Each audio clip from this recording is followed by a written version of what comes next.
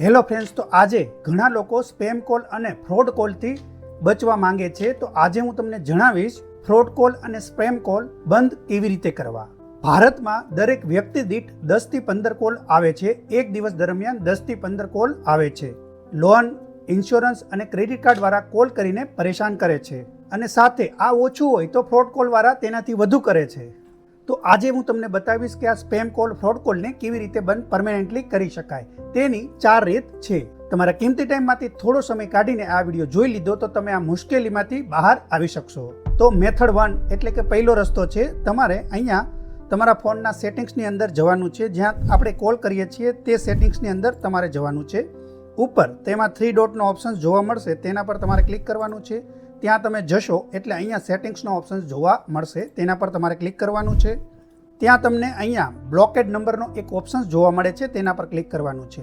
ત્યાર પછી અહીંયા જોઈ શકો છો આ ટોંગલ મારું ઓન છે, તો તમારું ઓફ હશે, તમારે તેને અહીંયા ઓન કરી દેવાનું છે. આ ઓન કરશો એટલે શું થશે, તો તમારામાં જે નંબર સેવ નથી એ નંબરના કોલ ઓટોમેટિક કપાઈ જશે. મિસ કોલ બતાવશે પણ કોલ ઓટોમેટિક કપાઈ જશે. તેથી તમારી જે કોલ લિસ્ટમાં સેવ નંબર હશે એ જ વ્યક્તિ તમને કોલ કરી શકશે. આનાથી ઘણો બધો બેનિફિટ થાય છે. હું ખુદ પરેશાન થઈ ચૂક્યો હતો આ બધાથી. તો આ મેં 1 મહિનો ટ્રાય કરી તો મને હવે સ્પેમ કોલ આવતા તદ્દન બંધ થઈ ગયા છે. મહિનામાં એકાદ વાર હવે આવે છે. તમારે થોડા સમય પછી જો કામનો કોલ હોય તો તમે તેને કોલ કરી શકો છો. નહીં તો જે સ્પેમ કોલનું ડિટેક્શન આવી જાય છે તેમાં તમારે કોલ કાપવો નહીં પડે, ઓટોમેટિક કપાઈ જાય છે. અને જો તમે એવું કામ કરતા હોય કે જેમાં અલગ અલગ નંબરથી રેગ્યુલર કોલ આવે છે તો તમે આનો ઉપયોગ નહીં કરી શકો. પરંતુ તમે કોઈ એવા કામ કરો છો જેમાં તમારા વધારે કોલ નથી આવતા, કોન્ટેક્ટ લિસ્ટમાંથી જ કોલ આવે છે, તો તમે આનો ઉપયોગ કરી શકો છો. હા, થોડા સમય આને બંધ ચાલુ કરી શકો. જો આનો ઉપયોગ કરશો એટલે શું થશે, તમે જે ફ્રોડ કોલવાળા ક્રેડિટ કાર્ડવાળા જે કોલ કરે છે અને આમાં ઓટોમેટિક કપાઈ જાય છે, તો તે આપણું લિસ્ટમાંથી આપણો નંબર કાઢી નાખે છે કે આ નંબર બંધ છે અથવા તો પહોંચની બહાર આવે છે. તો તેથી 1 મહિનો આ ટ્રાય કરશો તો તમે આનાથી ઘણો બધો ફાયદો મેળવી શકશો. મેં ખુદ મેળવેલો છે એટલે હું તમને આનો એક્સપિરિયન્સ કહું છું. બીજી મેથડ છે, સેટિંગ્સની અંદર ફરીવાર સેટિંગ્સમાં જ આવી જવાનું છે. ત્યાં તમને ઉપર કોલર આઈડી અને સ્પેમ, તેના પર આ બંને ટોંગલ તમારા ઓફ હશે તો અહીંયાથી બંને ટોંગલને ઓન કરી દેવાના છે. જેથી ત્યાં ફોન જ તમને સ્પેમ કોલ અને કોલર આઈડી એટલે કે તેનું જે નામ હશે તે સામેથી બતાવી દેશે. જેમ ટ્રુ કોલર બતાવે છે તે રીતે તમને અહીંયા બતાવી દેશે. તો આ બંને ઓન કરો, જેથી તમારો ફોન જ ડિટેક્ટ કરી લેશે કે સ્પેમ કોલ છે કે ફાલતુનો કોઈ કોલ છે, ક્રેડિટ કાર્ડવાળા છે, કોણ છે એ સ્પેમ, એ બધું ક્લિયર કરી દેશે. તો આ બંને ટોંગલને હંમેશા ઓન રાખો.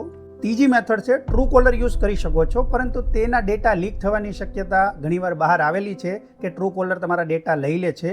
પરંતુ જો તમે ખૂબ જ વધારે પરેશાન થયા હોય તો તમે તેનો ઉપયોગ કરી શકો છો. તેમાં 3 ઓપ્શન્સ ઘણા સારા છે. એક તો સ્પેમ ડિટેક્શન એટલે કે સ્પેમ કોલરનું અલગથી આવી જાય છે. પછી બીજું છે કોલર આઈડી, નામ પણ આવી જાય છે કે સામેવાળો વ્યક્તિ કોણ છે તે, અને ફ્રોડ કોલ હોય તો તેની વોર્નિંગ પણ આપી દે છે. તો આ 3 ફીચર્સ ટ્રુ કોલરમાં ઘણા કામના છે, તો તમે તેનો યુઝ કરી શકો છો. જો તમે આનાથી ખૂબ જ પરેશાન થઈ ચૂક્યા હોય તો તેનો ઉપયોગ થોડો ટાઈમ માટે કરી શકો છો. ચોથી મેથડ છે, ચોથો ઓપ્શન છે, ટ્રાય કરીને જે આપણે ઇન્ડિયાની રેગ્યુલેટર કંપનીની તરફથી જે આપણે ભારતની TRAIમાં DND સર્વિસ એક્ટિવેટ કરી શકો છો. તેના માટે શું કરવાનું છે, તમારે સિમ્પલ છે, તમારા જે સામાન્ય આપણે મેસેજ કરીએ છીએ, જે સિમ્પલ મેસેજ આવે છે તેમાંથી તમારે એક મેસેજ મોકલવો પડશે. તેમાં તમારે આ પ્લસના સિમ્બોલ પર ક્લિક કરવાનું છે. અહીંયા પહેલાં આપણે અહીંયા ટેક્સ્ટ મેસેજ ટાઈપ કરી દઈશું કે મેસેજ શું કરવાનો છે. તો અહીંયા તમારે કેપિટલમાં લખી દેવાનું છે START, પછી સ્પેસ છોડવાની છે એકવાર, અને પછી O લખવાનું છે. આ કર્યા પછી તમારે નંબર મોકલવાનો છે 199. આમાં તમારે આ મેસેજ 1909 પર આ મેસેજ મોકલવાનો છે. અહીંયા ખરું કરી દો, આ મેસેજ સેન્ડ કરી દો. સ્ટાર્ટ સ્પેસ અને 0 આટલું તમારે અહીંયા ટાઈપ કરી દેવાનું છે. અને ત્યાર પછી 1909 પર એ મેસેજ સેન્ડ કરી દેવાનો છે. તો ત્યાંથી તમારી DND શરૂ થઈ જશે. અને અહીંયા જો એક મેસેજ પણ સામેથી આવી જશે, alert you missed OTP SMS રિટેક્ટ e commerce banking more receive recharge recommendations pack, એ બધું જ ઓન થઈ જશે. તો આપણે સેવ પર ક્લિક કરી દેવાનું છે. આ પણ તમે કરી શકો છો.